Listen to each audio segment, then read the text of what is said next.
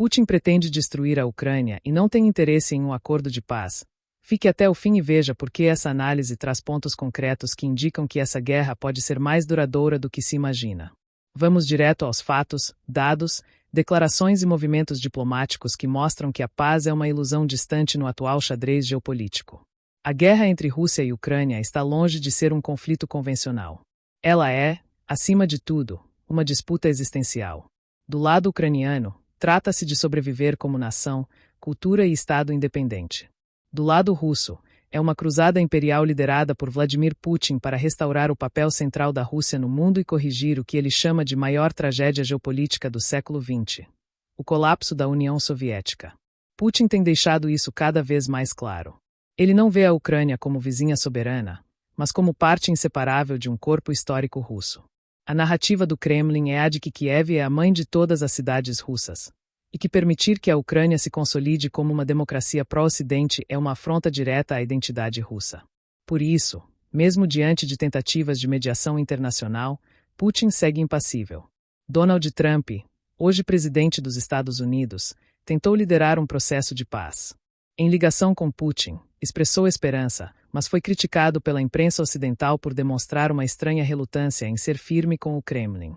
Enquanto isso, a Alemanha, através do seu ministro da Defesa, Boris Pistorius, declarou que Putin claramente não está interessado em paz, mas sim em ganhar tempo.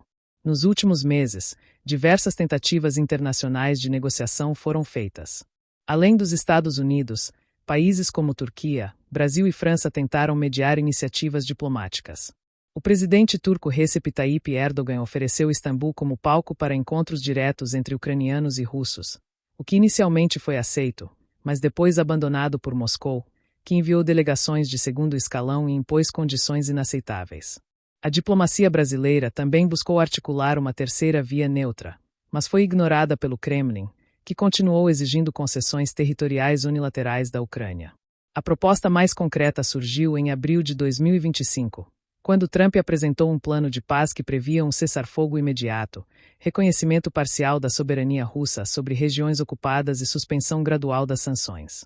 A Ucrânia concordou em considerar o plano e declarou um cessar-fogo unilateral como gesto de boa vontade. A resposta da Rússia foi fria e evasiva.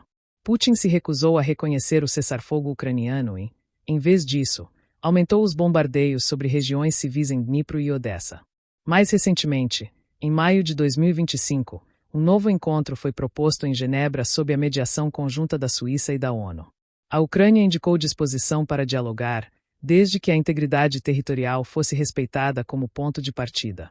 A Rússia rejeitou a proposta com a justificativa de que Zelensky não possui mais legitimidade, acusando a Ucrânia de ser um Estado falido controlado por potências ocidentais. Essa postura reafirma que Moscou não quer uma solução negociada, mas sim impor uma rendição. As evidências são consistentes. Em negociações em Istambul, os russos exigiram que a Ucrânia cedesse 4 províncias inteiras à Rússia, incluindo cidades que sequer foram capturadas. E deixaram claro que, se Kiev não aceitasse, passariam a exigir 6 províncias. A delegação russa, de baixo nível, afirmou ainda que a Rússia está disposta a lutar indefinidamente, como fez contra a Suécia na Grande Guerra do Norte, que durou 21 anos.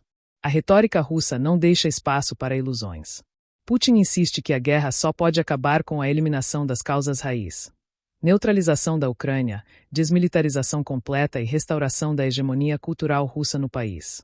Isso inclui mudar a língua, reescrever a história e destruir qualquer simbolismo nacional ucraniano. Qualquer acordo que preserve uma Ucrânia soberana é, para Putin, uma derrota. Ao longo dos anos, a propaganda russa intensificou a desumanização dos ucranianos. São chamados de traidores, nazistas, agentes da OTAN. Esse discurso justificou a criação de campos de detenção, desaparecimentos sistemáticos e forçação de cidadania russa. A ONU já considera que o padrão dos crimes russos pode se qualificar como crime contra a humanidade, possivelmente genocídio. Putin não pode parar. Para ele, recuar é ser lembrado como o homem que perdeu a Ucrânia. E isso é inadmissível em seu projeto de poder. Por isso, qualquer negociação promovida por Trump, pela ONU ou por outros mediadores internacionais não passa de jogo de cena, usado para dividir o Ocidente e reduzir o envio de armas para Kiev. A Ucrânia, por sua vez, vive um dilema existencial. Ou resiste militarmente e busca apoio para expulsar os invasores, ou se rende, o que significaria o fim de sua soberania.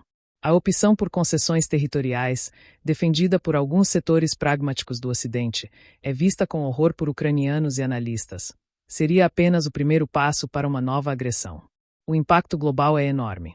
A guerra já provocou escassez de grãos, crises energéticas, aumento de gastos militares e divisão geopolítica.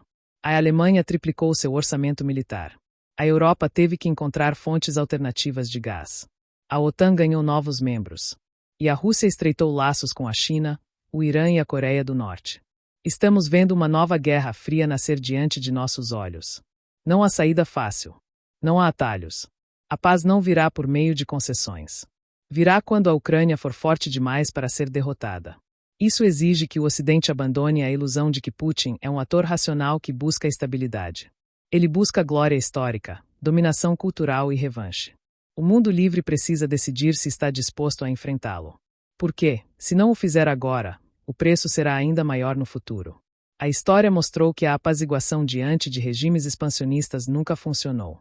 A única linguagem que Putin entende é a da força. E é por isso que essa guerra pode ser mais longa do que qualquer um gostaria de admitir.